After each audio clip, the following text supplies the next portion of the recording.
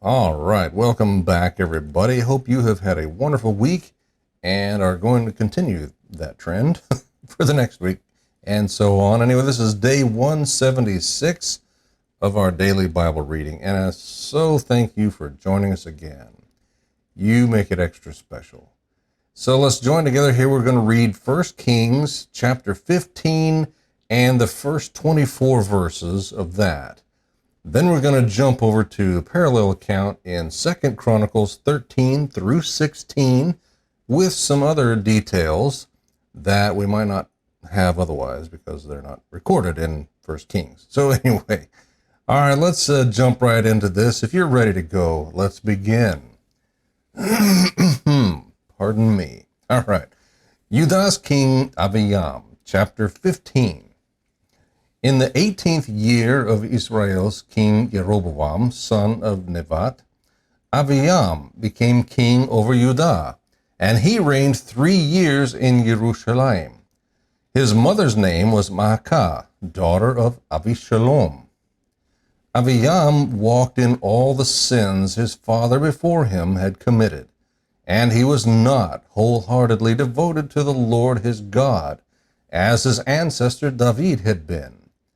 But for the sake of David, the Lord his God gave him a lamp in Jerusalem by raising up his son after him and by preserving Jerusalem.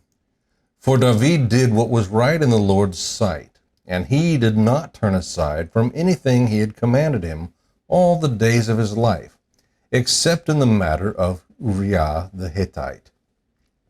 There had been war between Rehoboam and Jeroboam all the days of Rehoboam's life. The rest of the events of Abijam's reign, along with all his accomplishments, are written in the historical record of Judah's kings. There was also war between Abijam and Jeroboam. Abijam rested with his ancestors and was buried in the city of David. His son Asa became king in his place. Judah's king Asa.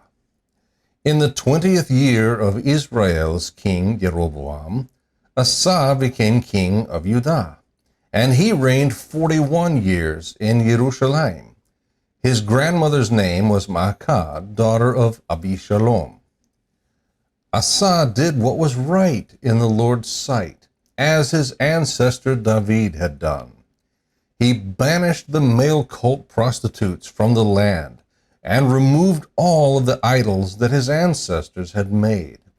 He also removed his grandmother Maacah from being queen mother because she had made an obscene image of Asherah. Asa chopped down her obscene image and burned it in the Kidron Valley. The high places were not taken away, but Asa was wholeheartedly devoted to the Lord his entire life. He brought his father's consecrated gifts and his own consecrated gifts into the Lord's temple, silver, gold, and utensils. There was war between Asa and King Baasha of Israel throughout their reigns. Israel's king Baasha went to war against Judah. He built Ramah in order to keep anyone from leaving or coming to King Asa of Judah. So Asa withdrew all the silver and gold that remained in the treasuries of the Lord's temple and the treasuries of the royal palace, and gave it to his servants. Then King Asa sent them to Ben-Hadad, son of Tabrimon, son of Hezion, king of Aram, who lived in Damascus, saying, "There is a treaty between me and you, between my father and your father. Look, I have sent you a gift of silver and gold. Go and break your treaty with King Baasha of Israel, so that he will withdraw from me." Ben-Hadad listened to King Asa and sent the commanders of his armies against the cities of Israel. He attacked Ijon, Dan, Avel Beit Maachah, all Kinneret, and the whole land of Naphtali. When Baasha heard about it, he quit building Ramah and stayed in Tirzah. Then King Asa gave a command to everyone without exception in Judah, and they carried away the stones of Ramah and the timbers Baasha had built it with. Then King Asa built Geba of Benjamin and Mitzpah with them. The rest of all the events of Asa's reign, along with all his might, all his accomplishments, and the cities he built, are written in the historical record of Judah's kings. But in his old age he developed a disease in his feet. Then Asa rested with his ancestors and was buried in the city of his ancestor David. His son Jehoshaphat became king in his place. And now let's go ahead and jump over to 2 Chronicles chapter 13, and we'll continue through chapter 16. Judah's king Abijah, chapter 13.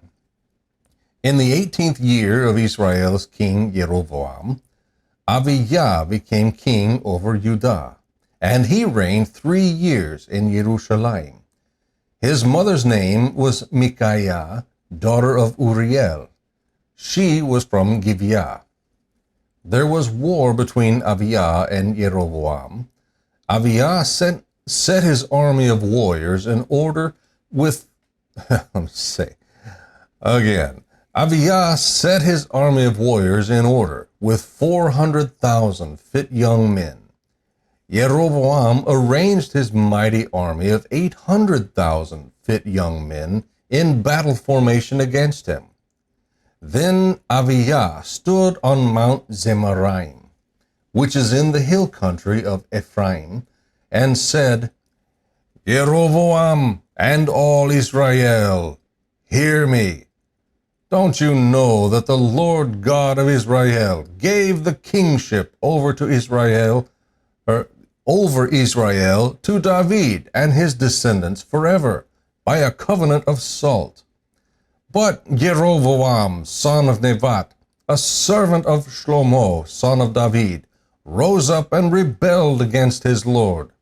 Then worthless and wicked men gathered around him to resist Rehoboam, son of Shlomo, when Rehoboam was young, inexperienced, and unable to assert himself against them. And now you are saying you can assert yourselves against the Lord's kingdom, which is in the hand of one of David's sons. You are a vast number, and have with you the golden calves that Jeroboam made for you as gods. Didn't you banish the priests of the Lord, the descendants of Aaron, and the Levites, and make your own priests like the peoples of other lands do? Whoever comes to ordain himself with a young bull and 7 rams may become a priest of what are not gods. But as for us, the Lord is our God. We have not abandoned him. The priests ministering to the Lord are descendants of Aaron, and the Levites serve at their tasks. They offer a burnt offering and fragrant incense to the Lord every morning and every evening, and they set the rows of the bread of the presence on the ceremonially clean table. They light the lamps of the gold lampstand every evening. We are carrying out the requirements of the Lord our God, while you have abandoned him. Look, God and his priests are with us at our head. The trumpets are ready to sound the charge against you. Israelites, don't fight against the Lord God of your ancestors, for you will not succeed. Now Jeroboam had sent an ambush around to advance from behind them. So they were in front of Judah, and the ambush was behind them. Judah turned and discovered that the battle was in front of them and behind them. So they cried out to the Lord. Then the priests blew the trumpets, and the men of Judah raised the battle cry. When the men of Judah raised the battle cry, God routed Jeroboam and all Israel before Abijah and Judah. So the Israelites fled before Judah, and God handed over to them. And God handed them over to them. Then Abijah and his people struck them with a mighty blow, and 500,000 fit young men of Israel were killed. The Israelites were subdued at that time. The Judahites succeeded because they depended on the Lord, the God of their ancestors. Abijah pursued Jeroboam and captured some cities from him: Bethel, Yeshanah, and Ephron, along with their surrounding villages. Jeroboam no longer retained his power during Abijah's reign. Ultimately, the Lord struck him, and he died. However, Abijah grew strong, acquired 14 wives, and fathered 22 sons and 16 daughters. The rest of the events of Abijah's reign, along with his ways and his sayings, are written in the writing of the prophet Iddo. Chapter 14.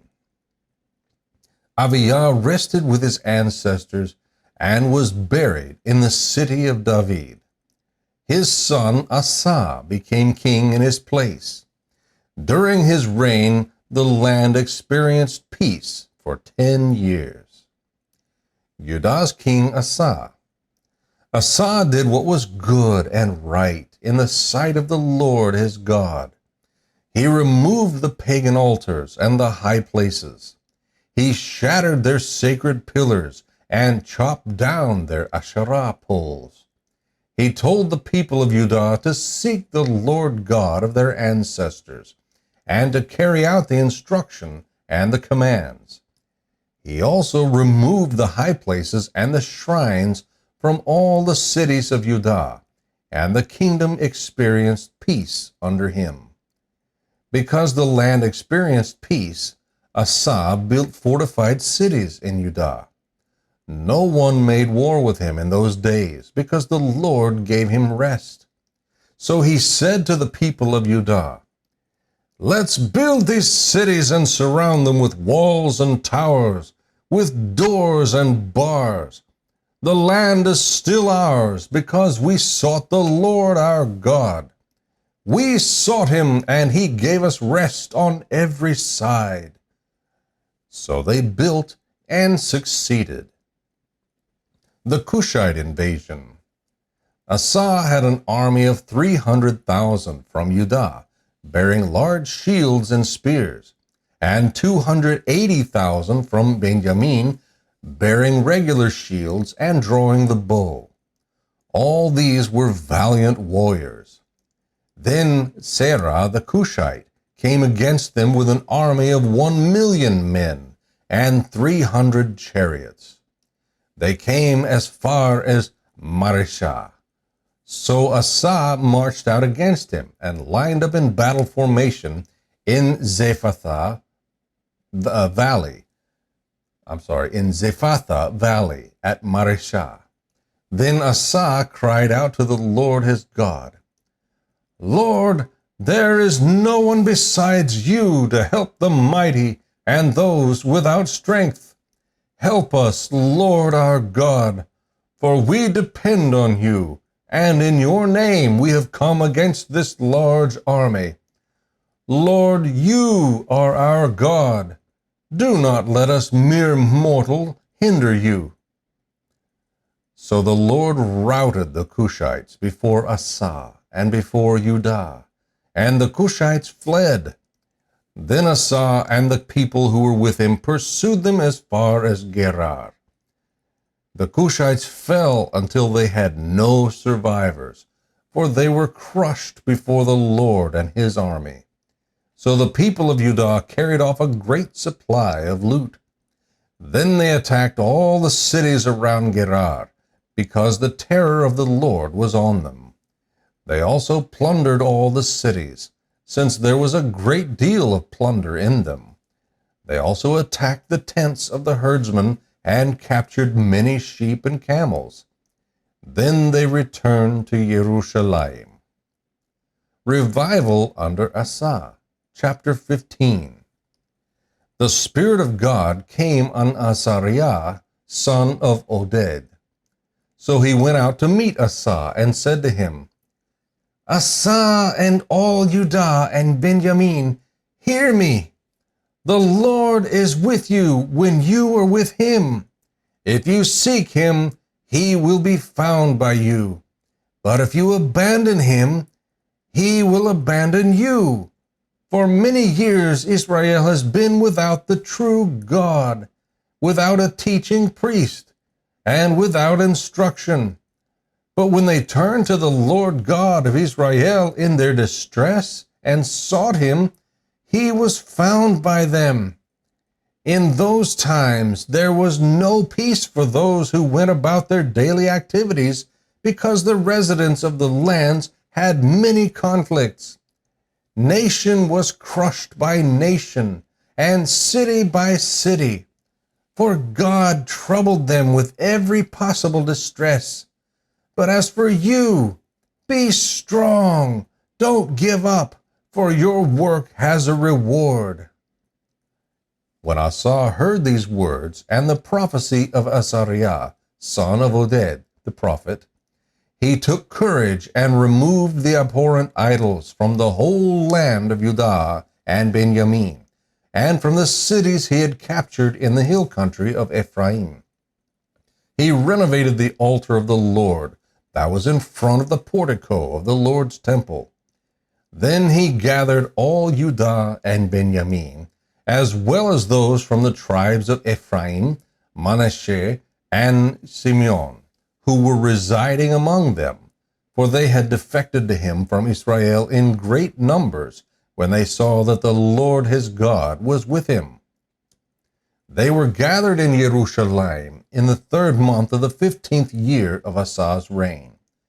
At that time they sacrificed to the Lord 700 cattle and 7,000 sheep and goats from all the plunder they had brought. Then they entered into a covenant to seek the Lord God of their ancestors with all their heart and all their soul. Whoever would not seek the Lord God of Israel would be put to death, young or old, man or woman. They took an oath to the Lord in a loud voice, with shouting, with trumpets, and with ram's horns. All Judah rejoiced over the oath, for they had sworn it wholeheartedly. They had sought him with all sincerity, and he was found by them. So the Lord gave them rest on every side. King Asa also removed Maacah, his grandmother, from being queen mother, because she had made an obscene image of Asherah. Asa chopped down her obscene image, then crushed it and burned it in the Kidron Valley. The high places were not taken away from Israel. Nevertheless, Asa was wholeheartedly devoted his entire life. He brought his father's consecrated gifts and his own consecrated gifts into God's temple, silver, gold, and utensils. There was no war until the 35th year of Asa's reign. Asa's treaty with Aram, chapter 16. In the 36th year of Asa, Israel's king Baasha went to war against Judah. He built Ramah in order to keep anyone from leaving or coming to King Asa of Judah. So Asa brought out the silver and gold from the treasuries of the Lord's temple and the royal palace, and sent it to Aram's king Ben-Hadad, who lived in Damascus, saying, "There's a treaty between me and you, between my father and your father. Look, I have sent you silver and gold. Go, break your treaty with Israel's king Baasha, so that he will withdraw from me." Ben-Hadad listened to King Asa and sent the commanders of his armies to the cities of Israel. They attacked Iyon, Dan, Avel-Maim, and all the storage cities of Naphtali. When Baasha heard about it, he quit building Ramah and stopped his work. Then King Asa brought all Judah, and they carried away the stones of Ramah and the timbers Baasha had built it with. Then he built Geba and Mizpah with them. Hanani's rebuke of Asa. At that time the seer Hanani came to King Asa of Judah and said to him, "Because you depended on the king of Aram and have not depended on the Lord your God, the army of the king of Aram has escaped from you. Were not the Cushites and the Libyans a vast army with many chariots and horsemen? When you depended on the Lord, he handed them over to you. For the eyes of the Lord roam throughout the earth to show himself strong for those who are wholeheartedly devoted to him. You have been foolish in this matter. Therefore, you will have wars from now on." Asa was enraged with the seer and put him in prison because of his anger over this. And Asa mistreated some of the people at that time. Asa's death. Note that the events of Asa's reign, from beginning to end, are written in the book of the kings of Judah and Israel. In the 39th year of his reign, Asa developed a disease in his feet, and his disease became increasingly severe. Yet even in his disease, he didn't seek the Lord, but only the physicians. Asa rested with his ancestors. He died in the 41st year of his reign. He was buried in his own tomb that he had made for himself in the city of David. They laid him out in a coffin that was full of spices and various mixtures of prepared ointments. Then they made a great fire in his honor. May the Lord bless the reading and study of his word.